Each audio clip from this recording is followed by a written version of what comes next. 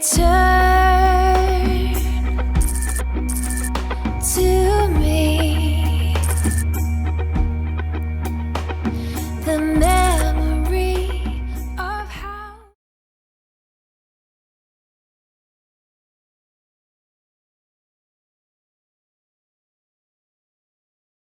आज का विषय है एलर्जी। एलर्जी एक ऐसा रोग है जो एक बार हो जाने पर आसानी से नहीं जाता है। प्रत्येक व्यक्ति की अपनी एक विशेष क्षमता या इम्यूनिटी होती है और उसी क्षमता के हिसाब से वो बाहर की चीज़ों के साथ तालमेल रख पाता है। परंतु कुछ ऐसी भी चीज़ें होती हैं जो हमारे शरीर के साथ तालमेल नहीं रख पाती, उसे हम एलर्जेंट कह सकते हैं, जो कि एलर्जी का कारण होता है। अगर आपको सुगंध पसंद नहीं है तो हो सकता है आपको फूलों से एलर्जी हो। धूल मिट्टी पसंद नहीं है तो हो सकता है धूल मिट्टी से एलर्जी हो। यदि आप समय रहते एलर्जी का पता लगा पाते हैं तो आप इससे ज़रूर बच सकते हैं। आजकल तो एलर्जी को पहचानना बहुत ही आसान हो चुका है। मात्र एक ब्लड टेस्ट से आपकी एलर्जी का पता चल जाता है। पता चलने पर इलाज भी बेहद आसान हो जाता है। एलर्जी के लिए होम्योपैथी विधा सबसे उपयुक्त होती है, क्योंकि इस विधा में बिना किसी साइड इफ़ेक्ट के बेहद सरल ढंग से रोग को जड़ से खत्म कर दिया जाता है। एलर्जी के प्रकार। एलर्जी कई प्रकार की होती है, जैसे खाद्य पदार्थों से एलर्जी। किसी विशेष खाद्य पदार्थ जैसे गेहूँ, दूध, अंडा, मूंगफली इत्यादि के सेवन करने के बाद इम्यून सिस्टम द्वारा एक खतरनाक रिएक्शन मिलता है। ड्रग या दवाओं द्वारा होने वाली एलर्जी। किसी दवा के सेवन के पश्चात प्रतिरक्षा प्रणाली द्वारा असामान्य प्रतिक्रिया होती है। मौसमी एलर्जी। एलर्जी प्रतिक्रिया जो आँखों में पानी, खुजली, छींकें एवं अन्य असामान्य परिस्थितियाँ पैदा कर सकती है। स्किन या चर्म एलर्जी। किसी पदार्थ या स्थान को छूने या संपर्क में आने से त्वचा में लाल चकत्ते, खुजली इत्यादि जैसे लक्षणों का आना। हेयर डाई भी एलर्जी रिएक्शन का एक उपयुक्त उदाहरण हो सकता है। Latex allergy. कुछ प्रकार की प्रोटीन से एलर्जिक रिएक्शन होता है, जो प्रोटीन प्राकृतिक रबर लेटेक्स में पाई जाती है। जानवरों से एलर्जी। जानवरों की लार, मूत्र एवं त्वचा की कोशिकाओं से प्रतिरक्षा प्रणाली में होने वाली असामान्य प्रतिक्रिया है। फफूंदी से एलर्जी। फफूंदी के बीजाणुओं के कारण होने वाली असामान्य प्रतिक्रिया। धूल से एलर्जी। बारीक धूल के कारण भी एलर्जी का प्रमुख कारण होता है, जिसके बाद रोगी को लगातार छींकें, सांस लेने में परेशानी, दम घुटने जैसी परिस्थितियां पैदा होती हैं। धुएं से एलर्जी। धुआं किसी भी प्रकार का हो, उसके बाद सफोकेशन होता है, सांस लेने में परेशानी होती है, आँख नाक से पानी बहता है। एनाफाइलैक्सिस एक गंभीर एवं खतरनाक एलर्जिक रिएक्शन होता है। एलर्जी के लक्षण। जिन चीज़ों से आपको एलर्जी है उनके संपर्क में आने के कुछ पलों के भीतर आपको एलर्जी के रिएक्शन का लक्षण महसूस होने लगता है। हालांकि यह प्रक्रिया कई बार लक्षणों को धीरे धीरे विकसित होती है। ज़्यादा एलर्जी हल्की ही होती है, किंतु एनाफिलैक्सिस एलर्जी की प्रतिक्रिया गंभीर लक्षणों को उत्पन्न करती है।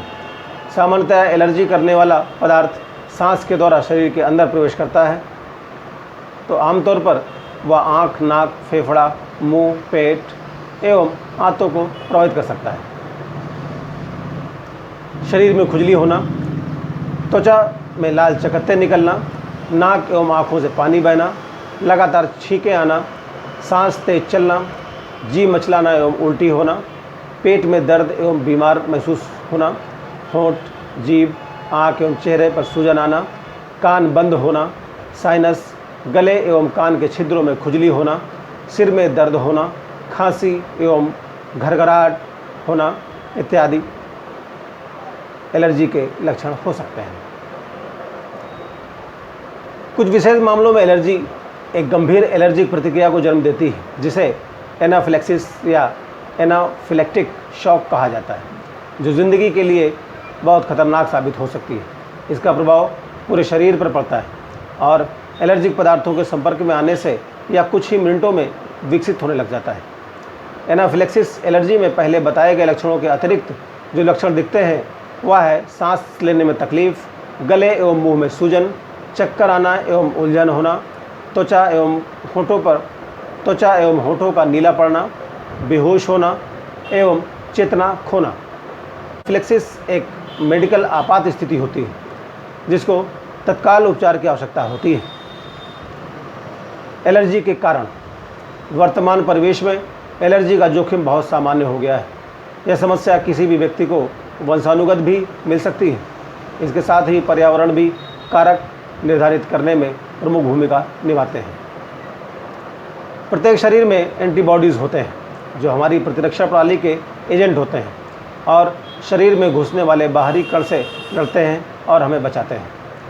एलर्जी से ग्रसित शरीर की प्रतिरक्षा प्रणाली हानिकारक और गैर हानिकारक पदार्थों के मध्य अंतर नहीं कर पाते। यदि आपको एलर्जी है तो आपकी प्रतिरक्षा प्रणाली एंटीबॉडीज़ का निर्माण करती है जो कुछ विशेष पदार्थों को हानिकारक समझ लेते हैं, फिर चाहे वह हानिकारक ना हो। कुछ ऐसे पदार्थ होते हैं जो आमतौर पर एलर्जी प्रतिक्रिया उत्पन्न करते हैं, जैसे मधुमक्खी या अन्य कीटों द्वारा काटना, पशुओं के बालों में रूसी, कुछ खाद्य पदार्थ जिनमें नट्स, सीपदार मछली एवं अनाज शामिल हैं, कुछ दवाएं जैसे एस्पिरिन या पेनिसिलिन, धूल के कण, किसी भी स्रोत से उत्पन्न हुआ धुआं या स्मोक, पराग या फफूंदी, कुछ प्रकार के पौधे, पॉलीथीन एवं नायलॉन, हेयर डाई एवं अन्य ब्यूटी प्रोडक्ट्स, दूध, दही, मांस, मछली इत्यादि। एलर्जी से बचाव। घर में धूल के कीट या कण एलर्जी के सबसे बड़े कारणों में से एक होते हैं जो घर के तमाम चीज़ों में पाए जाते हैं। इसके लिए आपको चाहिए कि घर में कालीन न बिछाएं, पर्दे, तकिए, टेडी बियर जैसे नर्म खिलौने को गर्म पानी में धोएं, सूखी धूल को हवा में उड़ाने से बचें। पालतू जानवरों को बेडरूम तक कतई ना आने दें, जितना संभव हो बाहर ही रखें, हफ्ते में एक बार उनको अवश्य नहलाएं। फफूंदी से निकलने वाली बारीक कण कुछ लोगों में एलर्जी का कारण बन सकते हैं, इसलिए उचित होगा कि घर को सूखा तथा हवादार रखें। छत के नीचे कोई भी पौधा ना रखें, घर के अंदर कपड़े ना सुखाएं, नमी वाले स्थान पर कपड़े ना रखें, नमी वाली इमारत एवं नम लकड़ी तथा सड़ी गली पत्तियों से दूरी बनाकर रखें। खाद्य पदार्थ। खाना हमेशा घर का पका ही खाएं। यदि मजबूरन कभी बाहर खाना ही पड़े तो एलर्जी को ध्यान में रखते हुए खाना स्वयं तैयार करवा कर खाएं। है फीवर या पराग से होने वाला ज्वर। यह फीवर हमें तभी होता है जब हम किन्हीं पेड़ पौधों एवं घास आदि के संपर्क में आते हैं, जिसकी वजह से छोटे छोटे कण हवा में घुलकर सांस के माध्यम से हमारे शरीर में प्रवेश कर जाते हैं। इनसे बचने के लिए हम आँखों पर चश्मे का इस्तेमाल कर सकते हैं। जहाँ तक संभव हो खिड़की दरवाजे बंद रखें। घर आने के बाद अवश्य नहाएं एवं कपड़े बदलें तथा घास वाले स्थान जैसे पार्क या खेत आदि क्षेत्रों में जाने से बचने का प्रयास करना चाहिए। कीट द्वारा काटना और डंक मारना। किसी कीट या मक्खी आदि के काटने से भी एलर्जी हो सकती है, अतः जब भी घर से बाहर निकलें तो त्वचा को ढक कर निकलें। हमेशा जूते पहन कर रखें तथा शक्तिशाली इत्र व सुगंध वाली चीज़ों का इस्तेमाल ना करें, क्योंकि ये कीटों को अपनी ओर आकर्षित करते हैं। हेयर डाई, हेयर रिमूवर एवं अन्य सौंदर्य प्रसाधन की सामग्रियाँ। शरीर पर किसी भी क्रीम को इस्तेमाल करने से पहले उसका पैच टेस्ट अवश्य कर लें। यदि संतोषजनक लगे और शरीर में किसी भी प्रकार की कोई भी प्रतिक्रिया ना हो तभी उसे नियमित इस्तेमाल में लें, अन्यथा नहीं, क्योंकि इसमें मिले हुए विभिन्न केमिकल्स के द्वारा भी आपको एलर्जी हो सकती है। एलर्जी के लक्षणों से ग्रसित होने के बाद यदि आपके लक्षणों में 3 महीने के अंतराल में भी आराम नहीं मिलता है तो आपको तुरंत चिकित्सक से संपर्क करना चाहिए। एलर्जी का परीक्षण। एक साधारण से ब्लड टेस्ट से हम मालूम कर सकते हैं कि हमारी एलर्जी का मुख्य कारण क्या है। एलर्जी का होम्योपैथिक उपचार। जैसा कि आप सब भली भांति जानते हैं कि होम्योपैथिक औषधियाँ पूर्ण रूप से प्राकृतिक स्रोत द्वारा निर्मित की जाती हैं। इन औषधियों के निर्माण में किसी भी प्रकार के केमिकल्स का इस्तेमाल नहीं किया जाता है, इसलिए हम इन्हें इंटरनल एवं एक्सटर्नल दोनों ही तरीक़ों से बेखौफ उपयोग में ला सकते हैं। यही कारण है कि ये औषधियाँ हमारे शरीर में किसी भी प्रकार का साइड इफ़ेक्ट या अतिरिक्त प्रभाव नहीं डालती हैं, यानी ये हमारे शरीर के लिए पूर्ण रूप से सुरक्षित औषधियाँ होती हैं। होम्योपैथी औषधियों के उपयोग से हमारा शरीर पूरी तरह से स्वस्थ हो जाता है, जिसके फलस्वरूप हमारे शरीर एवं चेहरे पर एक अलौकिक चमक भी नज़र आती है। इसका मूल कारण ये है कि होम्योपैथी विधा में औषधियाँ रोग को नष्ट करने का कार्य नहीं, बल्कि रोग के कारकों को नष्ट करने का कार्य करती हैं, और जब रोग के कारक नष्ट हो जाते हैं तो रोग स्वतः ही लापता हो जाता है। जैसे कि आपने देखा कि एलर्जी कई प्रकार की होती है।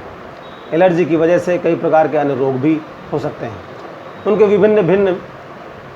भिन्न भिन्न बहुत सारे लक्षण हो सकते हैं, इसलिए उनके लक्षणों के अनुसार होम्योपैथी में बहुत सारी कारगर औषधियाँ मौजूद हैं, जिनमें कुछ प्रमुख औषधियाँ इस प्रकार हैं। यदि आपको सांस से संबंधित कोई परेशानी है तो उसके लिए, जैसे कफ, इसके लिए bacillinum dulcamara, allergic rhinitis ammonium carb allium cepa, sinusitis के लिए कालीबाई अमोनिया फॉस, टॉन्सिलाइटिस के लिए psorinum baryta carb, bronchial asthma के लिए आर्सेनिक एल्बम और कार्बोवेज।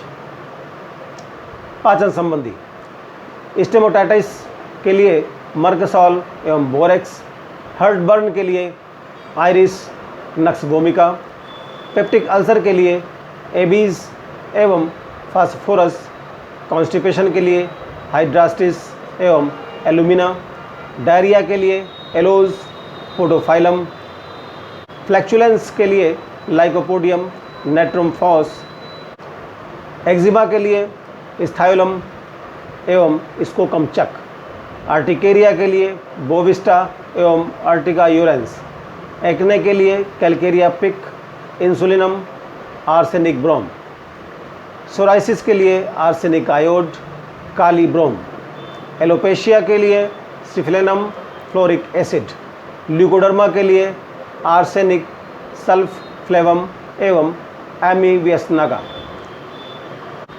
मस्कुलोस्केलेटल संबंधी रोमेटिक अर्थराइटिस के लिए कॉल्चिकम एवं आर्टिका यूरेंस, माइल्जिया के लिए रस्टॉक्स एवं कैलकेरिया फॉस, पॉलीआर्थराइटिस के लिए कॉस्टिकम एवं पल्सेटिला, स्लिप डिस्क के लिए बेलिस पर एवं हाइपेरिकम, साइटिका के लिए गनाफाइलम एवं कोलोसिंथ, स्पॉन्डिलोसिस के लिए स्पॉन्डिलोसिस के लिए पेरिस क्वाड्रिफोलियो।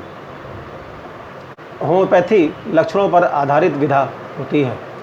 विभिन्न लक्षण तो निश्चय ही विभिन्न औषधियाँ होंगी ही, किंतु एक होम्योपैथिक चिकित्सक रिपर्टराइजेशन के माध्यम से रोगी के लिए कुछ ऐसी औषधियों को देने का प्रयास करता है जो उस रोगी के उम्र, लिंग, शरीर की बनावट, रंग, उसकी रुचि, इच्छा, खान पान में पसंद नापसंद, संवेदनशीलता, महिला हो तो उसकी मानसिक संबंधी लक्षणों, मानसिक लक्षण, शारीरिक लक्षण, रोगी की पास्ट हिस्ट्री, फैमिली हिस्ट्री इत्यादि के साथ साथ रोग के एग्रवेशन एवं एमिलियोरेशन संबंधी विभिन्न लक्षणों के आधार पर फिट बैठे। अतः उचित होगा कि योग्य होम्योपैथिक चिकित्सक की सलाह से ही किसी भी होम्योपैथिक औषधि का सेवन करें। धन्यवाद।